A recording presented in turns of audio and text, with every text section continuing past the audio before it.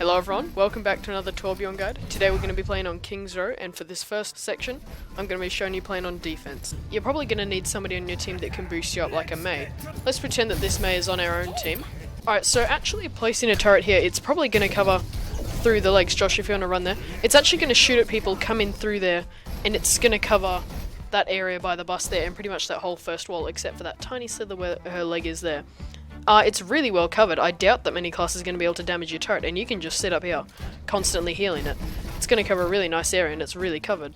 Alright, for these next two spots, all you're going to do is you're going to head round here. This first spot is pretty obvious. You're going to put your turret in here, level it up to 2, and it's pretty open, but it's going to cover a large area of the point. As you can see, anybody running across there is going to get shot.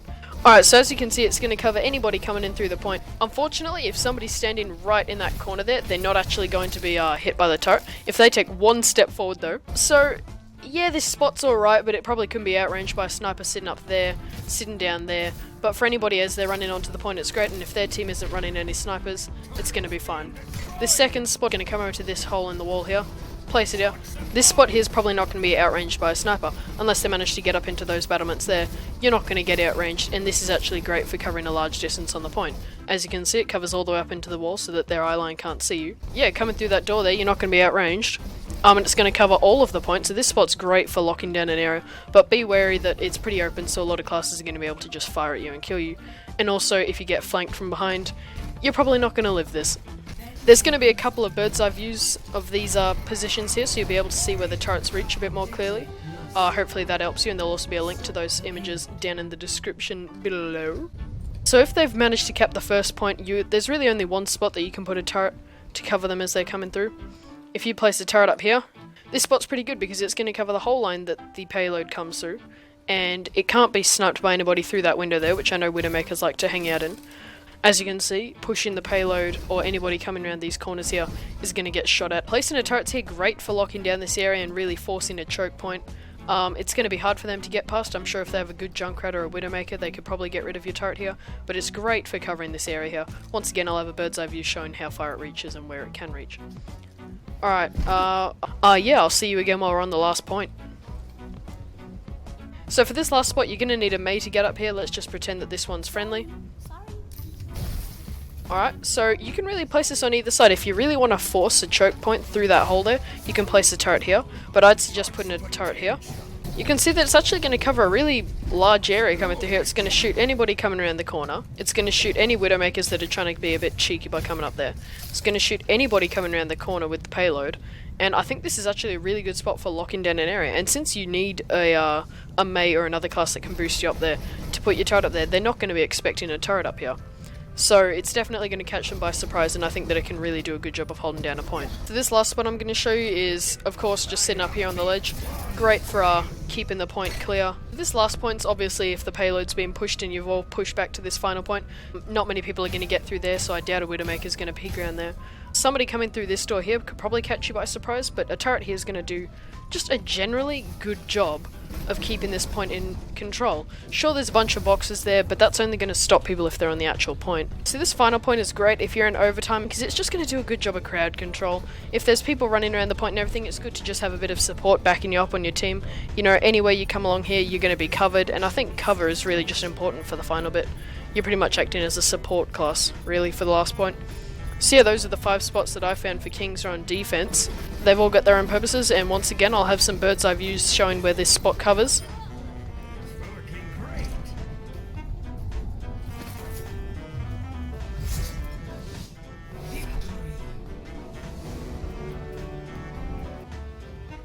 Alright everyone, we're back on King's Row on attack this time. Torbjorn on attack, he's probably more of a support character than anything. There's really no reason to use him, but if you find yourself needing him on attack on King's Row, here are some handy spots.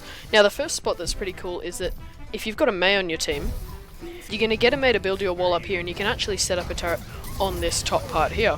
If you set this up before the round opens and the doors open, you're actually going to catch the enemy team by surprise because they don't think that there's any way for Torbjorn to actually get up here. Of course, this is very prone to being sniped by Widowmakers since there's always one hanging back there, or a Hanzo or anything, but as a first kind of shock factor, I think this spot can be really useful. Alright, so this second spot, you can come up the stairs or you can get a mate to boost you up. If you set up a sentry here, it's not going to cover the point, unfortunately, but it's going to cover a lot of the supporting areas that's going to let your team to get onto the point. It's going to cover all the way into that health pack down there, and it's also going to cover all this area round by the statue, as well as up here and all the way down here. I believe if a Hanzo or Widowmaker was chilling in there, they could probably snipe you and outrange you, but even so, you've got a lot of cover back here and you can just keep hitting your turret. This is a pretty good spot, I reckon, because it's going to provide support for your team and just really help your team make a push and lock down this area around the statue, because a lot of players like to hide behind the statue around here. Once again, I'll have some bird's eye views showing this spot and where it can reach. We'll move on to the next point. Alright, this second spot's a bit more for if your team's actually starting to take control of the point but you just need a little bit of extra support. If you place your turret down here, or really anywhere along this line, placing your turret up here is going to be a massive help to your team because it's going to cover this whole way down here, and it's also going to cover most of the point.